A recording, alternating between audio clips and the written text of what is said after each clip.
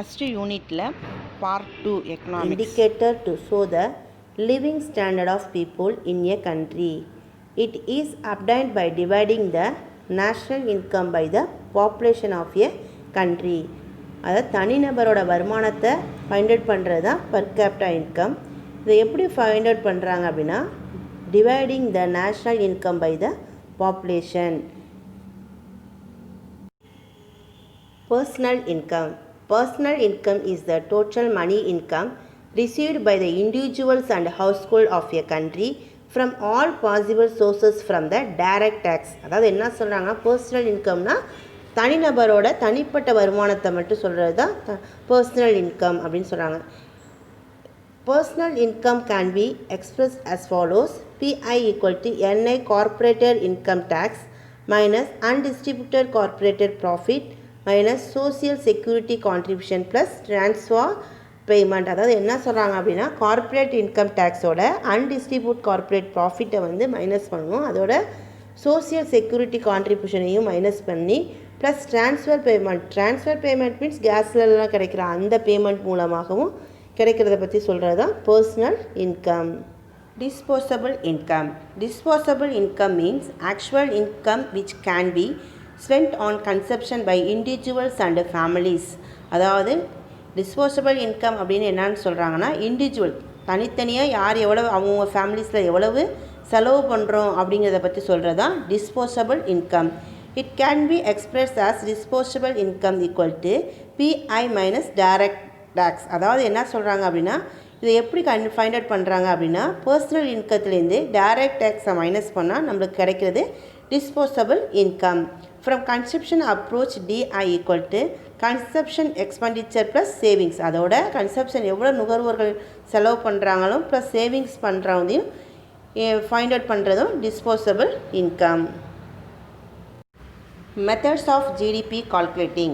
GDPயை 3 types of calculate பண்ணுறாங்க. அதில் first types வந்து expenditure approach.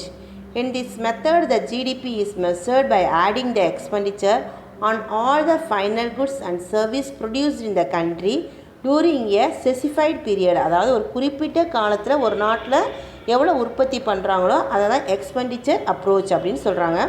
The different types of expenditure are shown in this equation. Y equal to C plus I plus G plus X minus M. Second point, the income approach. This method looks GDP from the perspective of the earnings of the men and women who are involved in producing the goods and services. The income approach to measuring the GDP. அதாவது என்ன சொல்கிறாங்க income அப்ரோச்னா வருமான முறை அப்படின்னு சொல்கிறாங்க. earn of the men and women who are involved the producing. வருமானத்தை வந்து எப்படி வந்து மேனும் உமனும் இன்வால்வோட ஏர்ன் பண்ணுறாங்களோ அதை தான் இன்கம் அப்ரோச் அப்படின்னு சொல்கிறாங்க. இந்த இன்கம் அப்ரோச்சோட ஃபார்முலாஸ் வந்து y equal to wages plus rent plus interest plus profit. Wages means சம்பளம் கொடுக்குறது, ப்ளஸ் ரெண்ட் மீன்ஸ் வாடகை, ப்ளஸ் இன்ட்ரெஸ்ட்டு ப்ளஸ் ப்ராஃபிட். இதையெல்லாம் சொல்கிறது தான் income approach. Value added approach. A cup of a tea serve to a hotel in a final goods. ஒரு ஹோட்டலுக்கு போகிறோம், அதில் ஃபைனல் குட்டாக கிடைக்கிறது நம்ம ஒரு cup of tea. The goods used the product is tea powder, milk and sugar or intimated goods. அதாவது intermediate goods அப்படின்னு எதை சொல்கிறாங்கன்னா டீ, மில்க், சுகர் இதையெல்லாம் என்ன சொல்கிறாங்கன்னா இன்டிமேட்டட் குட்ஸ் அப்படின்னு சொல்கிறாங்க. Since they form a part of the final goods, the cup of tea one way the measure the market value of a cup of tea is to add the value produced. அதாவது என்ன சொல்கிறாங்க அப்படின்னா value added approach அப்படிங்கிறது a cup of tea மட்டும் தான் நம்மளுக்கு final குட்ஸாக கிடைக்கிது. ஆனால் இன்டிமேட்டட் குட்ஸ் வந்து டீ பவுடர், மில்க், சுகர் இது எல்லாத்தையும் ஆட் பண்ணுறது தான் வேல்யூ ஆடட் அப்ரோச். அதாவது டீக்கு ஒரு 2 rupees, மில்க்குக்கு ஒரு 2 rupees, சுகருக்கு ஒரு 2 rupees இதை எல்லாத்தையும் ஆட் பண்ணுறது தான் வேல்யூ ஆடட் அப்ரோச் அப்படின்னு சொல்கிறாங்க. The sum of the value added by all the intimated goods used in the production gives as the total value of the final goods produced in the economic. அதாவது intermediate goods வந்து tea, powder, milk இதெல்லாம் சொல்கிறது எல்லாத்தையுமே டோட்டலாக add பண்ணுறது தான் value added approach.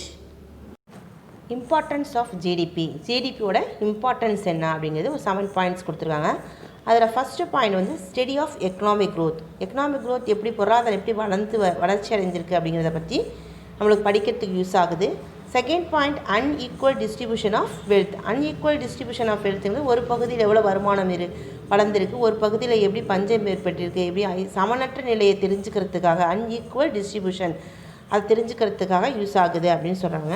Third point வந்து problem of inflation and deflation. அதாவது விலை எப்படி ஏறி இருக்குது, விலை எப்படி குறைஞ்சிருக்கு அப்படிங்கிற அந்த ப்ராப்ளம்ஸ், அந்த சிக்கலெல்லாம் புரிஞ்சுக்கிறதுக்கு நம்மளுக்கு ஹெல்ப் பண்ணுது இந்த ஜிடிபி அப்படின்னு சொல்கிறாங்க. Fourth point comparison with developed countries of the world அப்படின்னு சொல்கிறாங்க. அதாவது என்ன சொல்கிறாங்க அப்படின்னா, வளர்ந்த நாடுகளோட நம்ம ஒப்பிட்டு பார்க்குறதுக்கு, கம்பேர் பண்ணி பார்க்குறதுக்கு இந்த ஜிடிபி வந்து நம்மளுக்கு ஹெல்ப் பண்ணுது அப்படின்னு சொல்கிறாங்க. Fifth point estimated the purchasing power. அதான் நம்மளோட வாங்குத்திறன், ஒரு பொருளை எப்படி வாங்கிடணும் அப்படிங்கிற ஒரு திறனை வந்து நமக்கு வளர்க்குறதுக்காக இந்த ஜிடிபி ஹெல்ப் பண்ணுது அப்படின்னு சொன்னாங்க. சிக்ஸ்த்து பாயிண்ட் பப்ளிக் செக்டர், பொதுத்துறையை பற்றி நம்ம தெரிஞ்சுக்கிறதுக்கு இந்த ஜிடிபி ஹெல்ப் பண்ணுது.